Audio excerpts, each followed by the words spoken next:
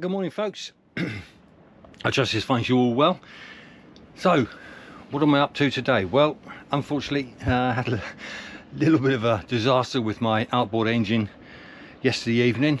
Got the dinghy in the water, got the outboard lowered down on the crane onto the back of the boat. It's not a big engine, it's only a 3.5, but it still weighs more than I can comfortably and safely lift up. Got everything ready, got myself all washed and showered and dressed up, ready to go ashore and have a meal, meet some locals. Went to start the engine and the pull cord snapped. So that gave me a bit of a dilemma. Choice of repairing it in situ on the back of the dinghy in the waves. Not really an option for me.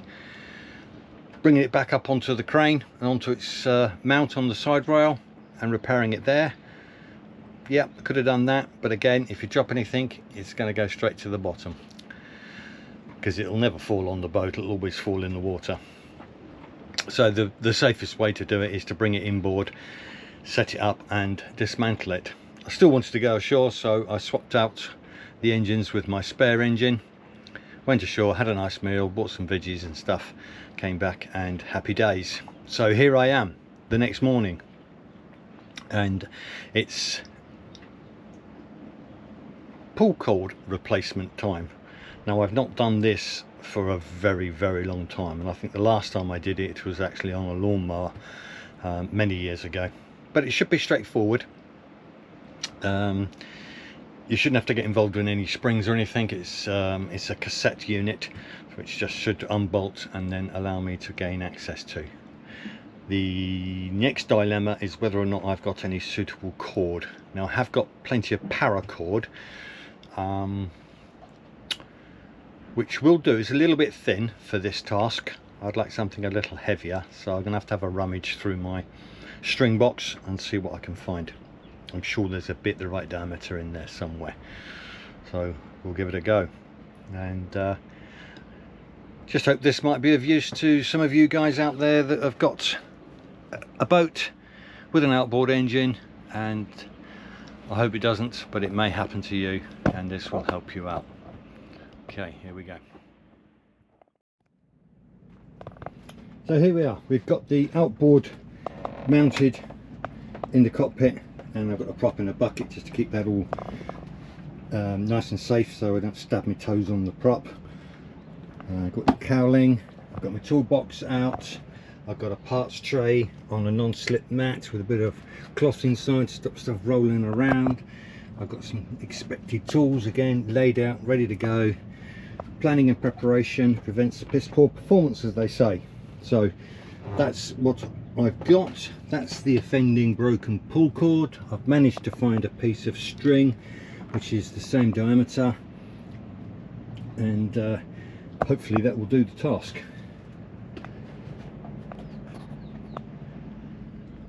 So here we go. Take the cowling off.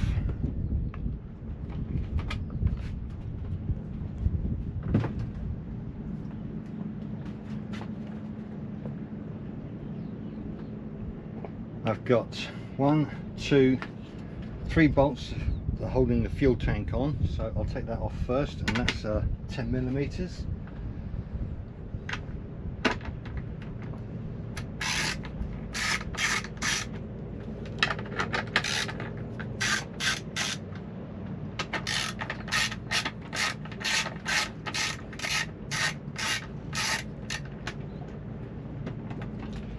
Take those out. Whenever you've got multi bolts holding down a flange or anything like that, it always pays just to crack them all off first and then remove them. If you take one out completely without loosening the others, then you just potentially could be applying tension to the other bolts, and potentially you could cause yourself a few more problems. So not so much the case with a plastic unit like this, but it's always good practice to release the bolts. All bolts taken off, grouped together. The fuel tank should come off it's got fuel in it. I don't really want to mess around draining it, so I'm just going to lay it there. And now I've got 1, 2, 3 more, same size by the look of it. Same thing, just crack them all off to relieve the tension evenly.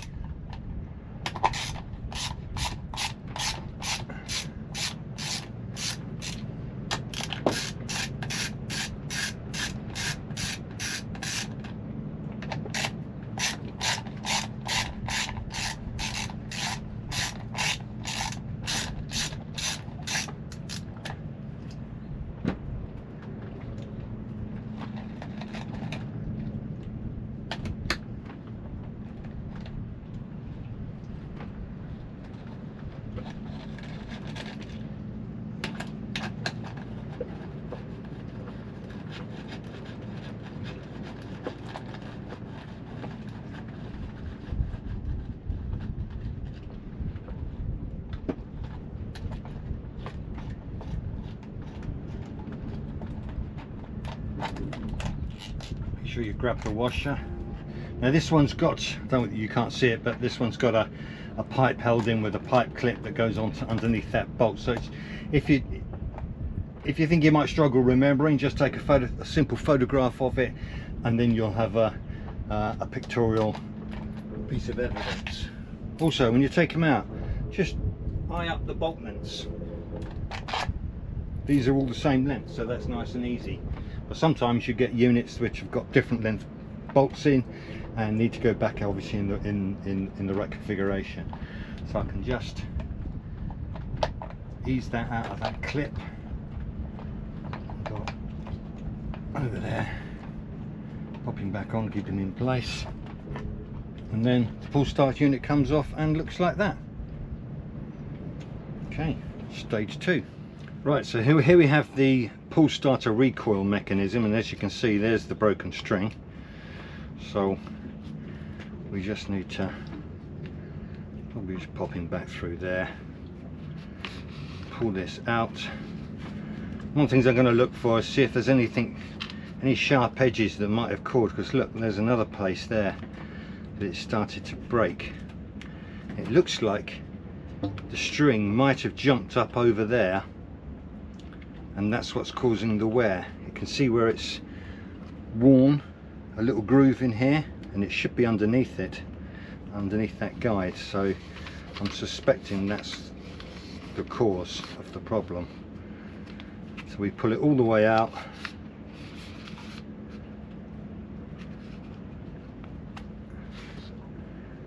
Now I've got to hold that somehow so I can undo the knot.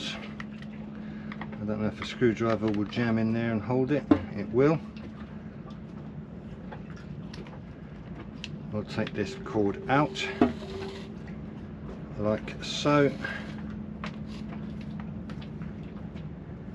We will put the new cord in. I'm just going to check the length. That's just about the right length, so that's good. So I put a simple overhand knot in one end. Doesn't need to be anything special, just a little overhand knot, as long as it's nice and tight. And then the other end needs to go through that hole there.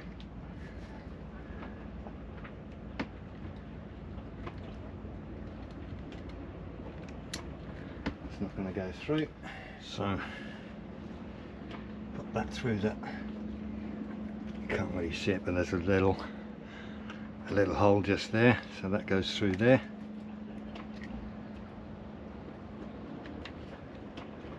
Comes out. And do this without releasing the spring. That through that hole there. Again, if you've not done it before, you're not very confident, just take a photograph before you take it apart, and then you'll be able to see. So that's that line through there. Now then, I don't know the strength of the spring, so what I'm going to do is fix the handle on the end before I let this go, just in case it winds it all the way up through and I end up with the line all wrapped up and the spring released. So back to square one if that happens. So we'll just put the handle on here. Here is the handle. It should just flip out of there, he says, like so.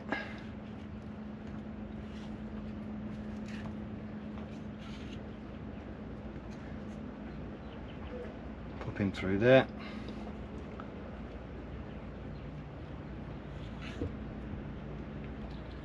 And then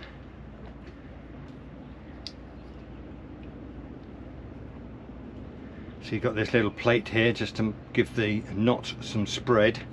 So copy that. Goes through there, through the little plate, and tie an overhand knot in the end.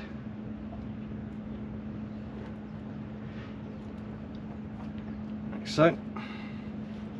And that comes up against the knot and gives it a bit more spread, and tucks down in there and gives that some nice purchase. Right, okay, so that's all in place. Hopefully the string will be too long, and all I'll have to do is shorten it. So very carefully take hold of the cord, remove your wedge and allow the spring to recoil. There we go, that's done the recoil. Now you can see that that's a little bit too long. What we're looking for is for that to be there and then a little bit, so it gives it a strong recoil. So just make a rough mark there. That's where we need to be. Pull that through, keeping an eyeball on your mark there. Again, pull your backing plate through so it's past that point there.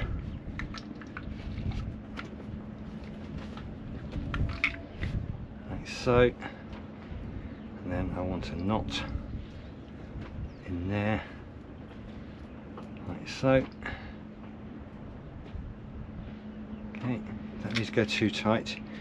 What we're going to do is just have a look at that and see if that's where that's going to comfortably sit. It goes back. I'm going to put a little bit more tension on that just so it has a... No, I'm not. I'm going to leave it like that. Well, yeah, I'm just going to tighten it up a little bit because that could do it a bit better. So it's just really a matter of easing that down. Again, put a screwdriver in there just to wedge it. That'll take the tension off. Take hold of that and just winkle this knot along a little bit, not much, to about there. Feels about right. Before we tighten it up too much, we'll just do a double check.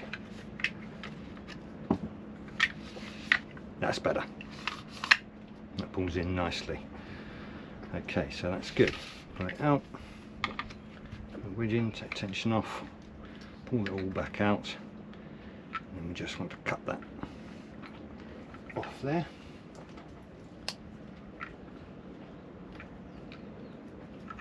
Like that. And then, because it's nylon, just give it a little bit of heat. A squidge. It just doubles up the security of it. Pop it all back in there so it's nice and neat, and handle up, and that just pushes in there.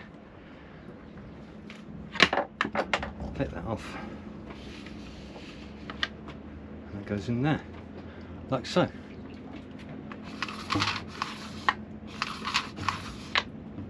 Here we are, new cord installed. Put it back in its location. bolts.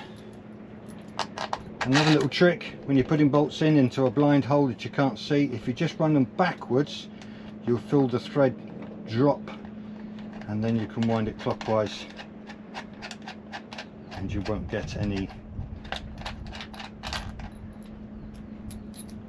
cross threads.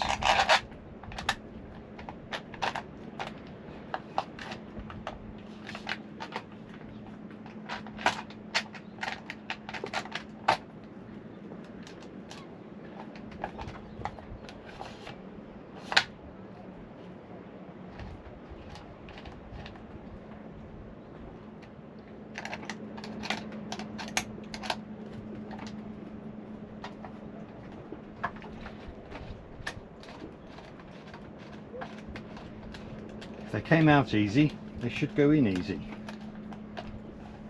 So if they don't, something's not lined up.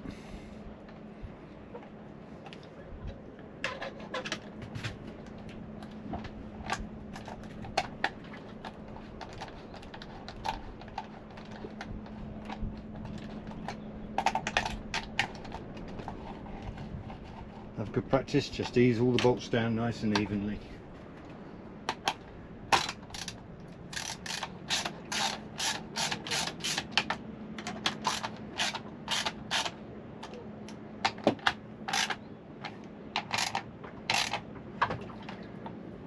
Don't need to be super tight, just give them a nip.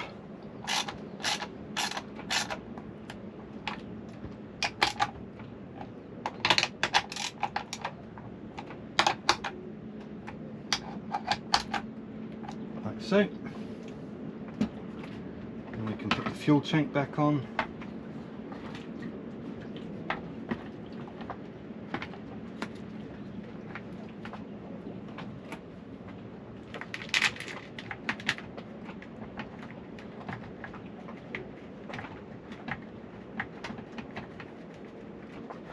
Same thing, get all your bolts started, turn them opposite way first, just to allow that thread chance to line itself up. It avoids any chance of cross threading. That one's being so awkward. There we go, we've got him.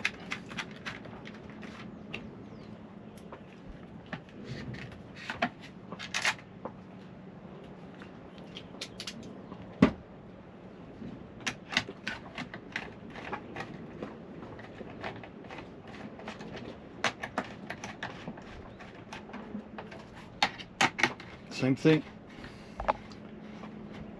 tighten them down gently, evenly. There once was a ship that put to sea, and the name of the ship was the Billy O.T. That's my boss calling me. Soon may the wellermen come to bring us sugar and... Hi babe.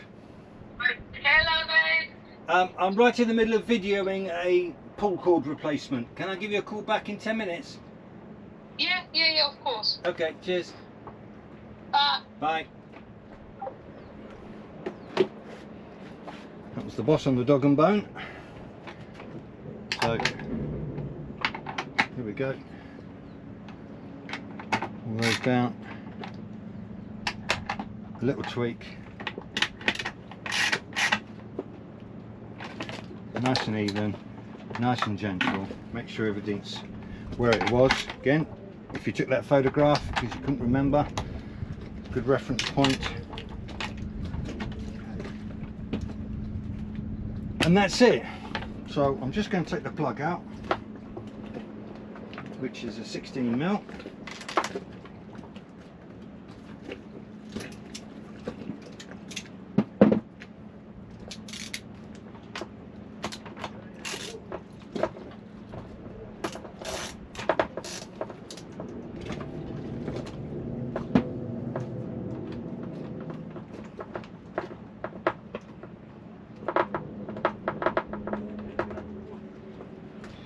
Now, a good little tip, especially on a boat, if you can get sockets, especially with things like spark plugs, get ones that have got a magnet unit inside, so when you take it out it can't drop out and end up in the water if you're doing this repair. So while I'm out, have a quick look at that. It's nice even brown colour. It's been running fine, so I don't feel any need to do anything with that. I just wanted to inspect it while I've got it in this position, so that's all nice. So with that out, we can now hopefully see that this will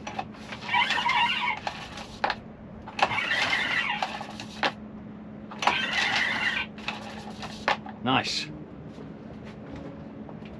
So that's good. Happy with that. Pop the plug back in.